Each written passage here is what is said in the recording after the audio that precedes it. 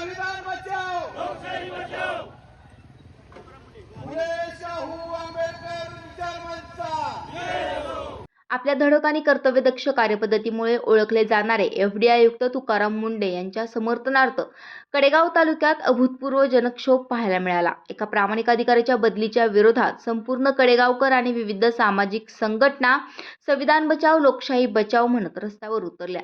राजकीय दबावाला बळी न पडता मुंढे यांना अन्न व औषध प्रशासन आयुक्त पदावर किमान 3 वर्षाचा स्थिर कार्यकाल मिळावा, त्यांची तडकाफडकी होणारी बदली रद्द व्हावी आणि त्यांच्या प्रामाणिक कार्याचा शासकीय गौरव व्हावा या प्रमुख मागण्यांसाठी हा महामोर्चा काढण्यात आला होता.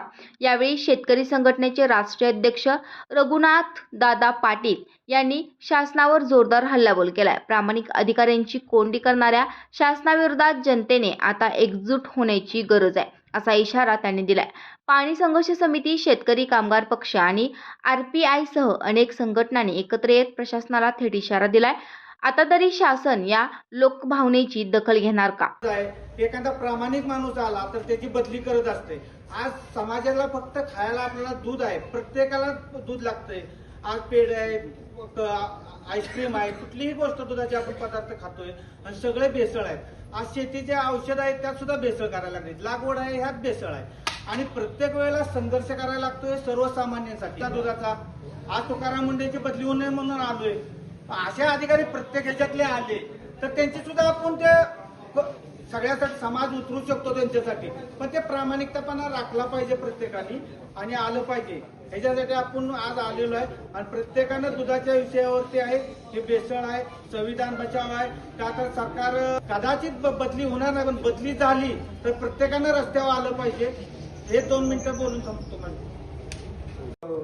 समतेच्या वाटन तुम्ही कायद्याचं बंधन घालीत यावं, तुम्ही यावं, तुम्ही यावं, तुम्ही बंधन घालीत यावं. अन्नात दुधात जित भेसळ माजली, अन्नात दुधात जित भेसळ माजली, अशा भेसळखोरांविरोधात, अशा भेसळखोरांविरोधात तुम्ही कडक कारवाया करत यावं, तुम्ही यावं, तुम्ही यावं, तुम्ही बंधन घालीत यावं, तुम्ही यावं, तुम्ही यावं, तुम्ही बंधन घाली. त्या अधिकाऱ्यावर भरपूर दडपण येणार. हे बेसळवर जो आहे त्यांना हत्या करण्याचा सुद्धा प्रयत्न करणार, एवढे नालायक क्रांती गेलेले. त्यामुळं मी ही मागणी करतो की त्यांना झिडपत घेऊया आणि त्यांच्या संरक्षणासाठी आपण सर्वजण एकत्र येऊया आणि त्यांना जर केसाला धक्का लागला तर महाराष्ट्र पेटेल, देश पेटेल. का तर तुम्ही जो मुद्दा हातात घेतलाय ते एवढा भयानक आहे की दुधाला दर न मागता 100 रुपयावर दूध जाऊ शकतं, ऊस 5,000 जाऊ शकतो. ह्या गोष्टी शेतकऱ्याशी निगडीत आहेत सगळ्या. त्यामुळे माझे अत्यंत रास्त आहेत. तुकाराम मुंढे साहेबांना पाठिंबा देण्यासाठी आम्ही सगळेजण आलो. त्याचबरोबर संविधान वाचलं पाहिजे, संविधानाच्या आधाराने सरकारचं काम चाललं पाहिजे. या 2 प्रमुख मागण्यासाठी आज आम्ही इथं आलो आणि मोठ्या संख्येने सगळेजण